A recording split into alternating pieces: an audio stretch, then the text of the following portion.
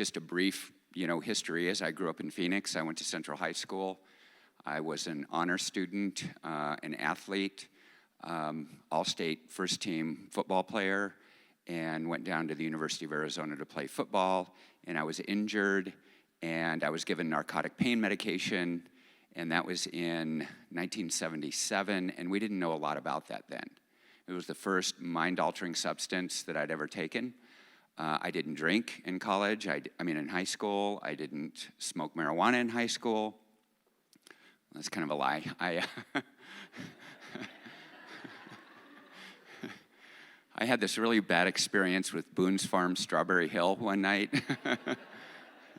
and that was it. I went on after 4 years down at University of Arizona, and I was very fortunate. I got a position with a very well-respected Wall Street wirehouse trading firm. And over the next 9 years, I had a meteoric rise in this firm. I was one of their top 10 traders starting at the age of 23 until I was 29. And then I was able to leave that business at the absolute peak of my career and retire. And everything on the outside looked like I was a success. I had the house, I had the car, I had the clothes. But one thing I also had was a very well-financed and very well-hidden drug addiction, which was really kind of enabled in that business. As long as you made money in Wall Street, they kind of left you alone. Actually, there were some traders that I knew that were actually expensing drugs on their expense reports. It was just, as long as you made money, then people kind of looked the other. Now, you didn't write drugs on your expense report, but you wrote things like entertainment or things like that you had, and you would get receipts and get reimbursed.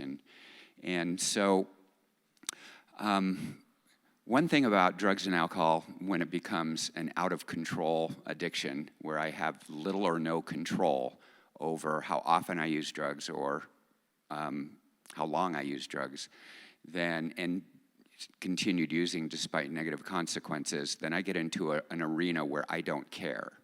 And we have a lot of people that don't care. It robs you of your ability to care. I didn't care about my family. I didn't care about, my friends that I grew up with. I didn't care what people thought of me, although I really tried to hide that part of me.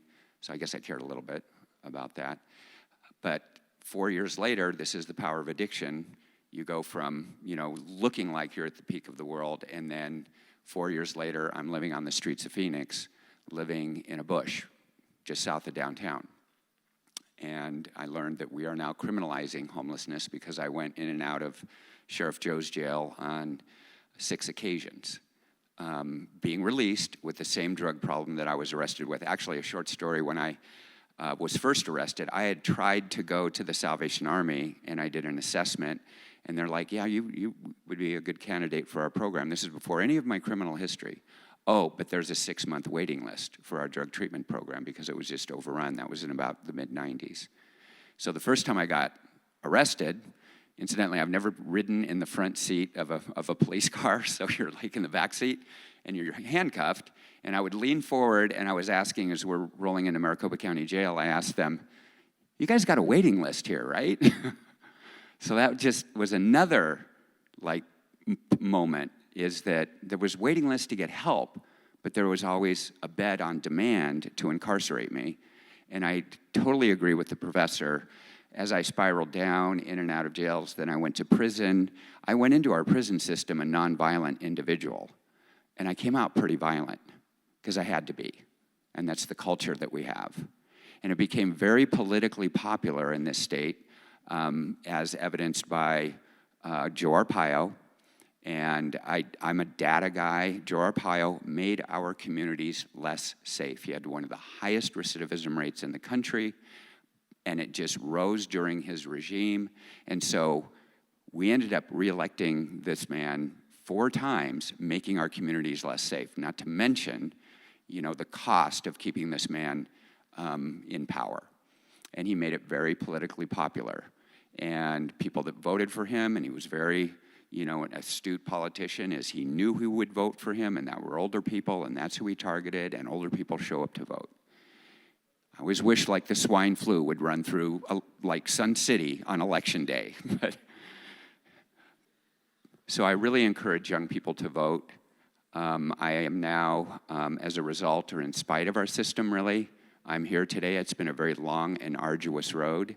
I had a very wise judge that finally, in my 4th or 5th sentencing, sentenced me to the Salvation Army drug treatment program, and that's what I needed. And I walked in there with literally the clothes on my back, the clothes that I'd been arrested in 6 months prior, and walked into the Salvation Army, and they treated my drug problem. They sent me back to school, and I started meeting people a long time ago that I learned from, and that was, I think she's here, Carolyn Isaacs, are you here?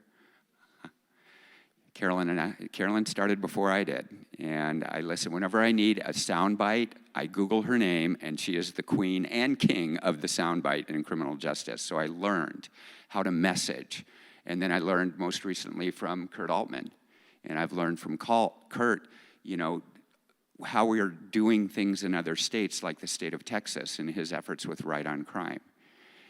And it is such an honor to sit up here today because I don't mind talking about that I was a horribly addicted person because we only heard about people, usually in the media, that failed in addiction.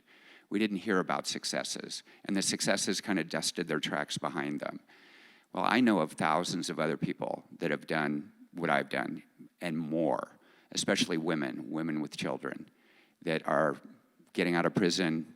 They have their children just dumped on their laps. They have a felony. They can't get housing. And they overcome all those barriers. And we can do better. And because of gentlemen like Mr. Toma and Mr. Rodriguez that are from, you know, a very Republican district and a very liberal district have gotten together and found a centrist view where we can save a lot of money. You saw the graph. Arizona is tops in the nation, number 4 in incarceration, but just think of the expense. So we are spending a ton of our money on people that we are incarcerating and making them worse. I don't know of many people that went into our prison system that came out better. A few do, but by and large, most of them do not. It's like a gladiator school. I learned how to cook crystal methamphetamine 4 different ways in a prison system. And I don't even use the drug.